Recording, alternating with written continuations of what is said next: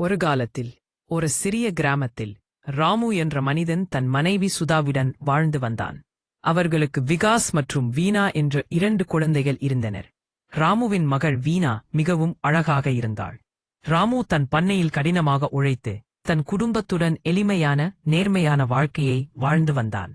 அவர் ஒருபோதும் அவசர முடிவுகளை எடுக்கவில்லை.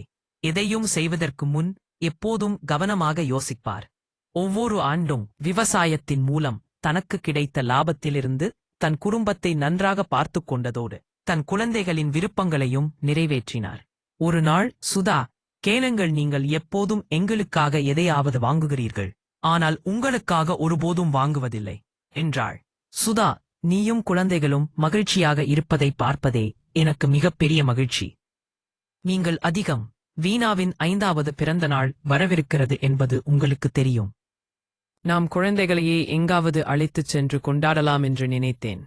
சுதா, ஆடம்பரமான விஷயங்களுக்கு பணத்தை வீணாக்குவதற்கு பதிலாக குழந்தைகள் பணத்தின் மதிப்பை அறிந்து கொள்ளும் வகையில் நாம் ஒரு அனாதை இல்லத்தில் கொண்டாட வேண்டும் என்று நினைக்கிறேன். என்னுடைய இந்த எண்ணமும் யோசனையும் உனக்கு சம்மதமா என்று சொல். ஆமாம், நீங்கள் சொல்வது சரிதான், இது ஒரு நல்ல யோசனை. ராமு ஒரு பணக்காரன் அல்ல, ஆனால் அவர் எப்போதும் கடினமாக உழைத்து தன் குடும்பத்தை நன்றாக நிர்வகித்தார். ஒவ்வொரு ஆண்டும் அவர் ஒரு அனாதை இல்லத்திற்குச் சென்று குழந்தைகளுக்குத் தேவையான பொருட்களை தானம் செய்வார். தேவைப்படுபவர்களுக்கு எப்போதும் உதவ வேண்டும் என்றும் தன் குழந்தைகளுக்கு கற்பித்தார். 2 ஆண்டுகள் கடந்தது. ஒவ்வொரு வருடமும் கனமழை பெய்ததால் பயிர்கள் சேதமடைந்தன. தன் குடும்பச் செலவுகளை சமாளிக்க ராமு கடன் வாங்க வேண்டியிருந்தது. அப்பா, நீங்கள் ஏன் இந்த நாட்களில் மிகவும் சோகமாக இருக்கிறீர்கள்? நீங்கள் இப்போது எங்களுக்காக எதையும் வாங்குவதில் இல்லை. ஒன்றுமில்லை என் அன்பே, கடந்த 1 ஆண்டுகளாக பயிர்கள் நன்றாக இல்லை.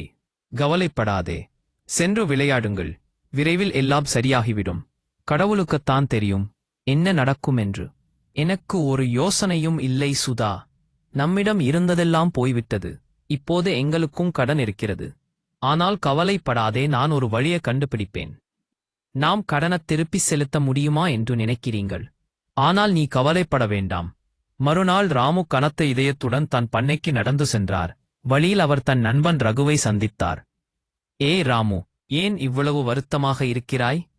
ரகு, இந்த வருட அறுவடைக்கு நான் அதிக நம்பிக்கை வைத்திருந்தேன். ஆனால் இப்போது எல்லாம் போய்விட்டது. நான் என்ன செய்வது என்று தெரியவில்லை. எனக்கு என்ன நடக்கிறது என்று கடவுளுக்கே தெரியும். நான் குழப்பத்தில் இருக்கிறேன். ஏய் ராமு, இப்போது நேரமாகிவிட்டது. வா, வீட்டிற்குப் போகலாம். அதிகமாக யோசிக்காதே. நீ மின்னால் போறகு நான் வயலை ஒருமுறை சுற்றி பார்த்துவிட்டு வருகிறேன்.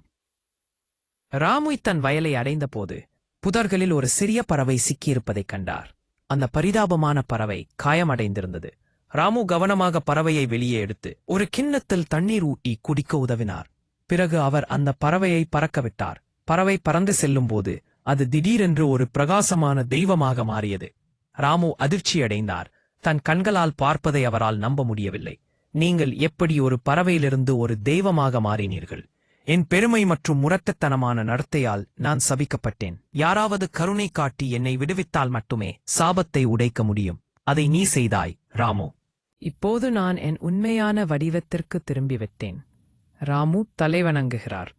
ராமு, நீங்கள் ஒரு கனிவான இதயம் கொண்ட மனிதன். நீங்கள் எப்போதும் மற்றவர்களுக்கு உதவியுள்ளீர்கள். எதை கேட்டாலும் நான் அதை உங்களுக்கு வழங்குவேன். எனக்கு உதவியதற்காக நான் உங்களுக்கு நன்றியுள்ளவனாக இருக்கிறேன். உன்னுடைய விருப்பத்தை கேள், ராமு. ராமு ஒரு கணம் யோசித்து, கனமழை காரணமாக என் வயல் அழிந்துவிட்டது. நான் என் பயிர்களை இழந்தேன். என் நிலம் மீண்டும் சூரியனைப் போன்ற தங்க நிறத்தில் சிறந்த பயிர்களை விளைவிக்க வேண்டும் என்று மட்டுமே நான் விரும்புகிறேன். அப்படியே ஆகட்டும். உங்கள் எல்லா விருப்பமும் நிறைவேறும். இவ்வாறு கூறிய பிறகு தெய்வம் மறைந்துவிட்டது. ராமு வீட்டுக்குத் திரும்பி மீண்டும் விவசாயம் செய்யத் தொடங்கினார். சில நாட்களுக்குப் பிறகு அவர் அறுவடை செய்தபோது தரையில் ஒளிரும் கற்கள் சிதறிக்கிடப்பதை கவனித்தார். ஏய் சுதா, இதைப் பார். இது எப்படி பிரகாசிக்கிறது? ஐயோ, இது வைரம் போல இருக்கிறது. இவர்கள் ஒளிரும் கற்கள் அனைத்தையும் சேகரித்து வீட்டுக்கு எடுத்துச் சென்றார்.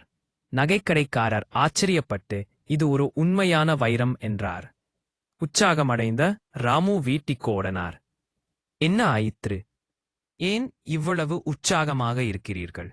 நீங்கள் இப்படி மகிழ்ச்சியாக நான் ஒருபோதும் பார்த்ததில்லை. சுதா, எங்கள் வயலில் உள்ள எல்லா கற்களும் உண்மையான வைரங்கள். இவர்கள் இருவரும் அளவில்லா மகிழ்ச்சி அடைந்தனர். அவர் தொடர்ந்து ஏழைகளுக்கு உதவினார். அனாதை இல்ல குழந்தைகளின் படிப்புக்கும் உணவுக்கும் அவர் ஆதரவளித்ததோடு கிராமத்தில் ஒரு சிறு தொழிலை தொடங்கினார். ராமுவின் கருணையைக் கண்ட தெய்வம் அவரை மீண்டும் ஆசீர்வதித்தது. மேலும் அவர் செழிப்படைந்தார். அவர் மகன் வளர்ந்து நன்றாக படித்து குடும்பத் தொழிலை விரிவுபடுத்த தன் தந்தையுடன் சேர்ந்தார். அந்த குடும்பம் அனைவரும் என்றென்றும் மகிழ்ச்சியாக வாழ்ந்தனர். இந்த கதை நாம் எப்போதும் தேவைப்படுபவர்களுக்கு உதவ வேண்டும் என்று கற்பிக்கிறது. நம் இதயம் தூய்மையாக இருந்தால் கடவுளின்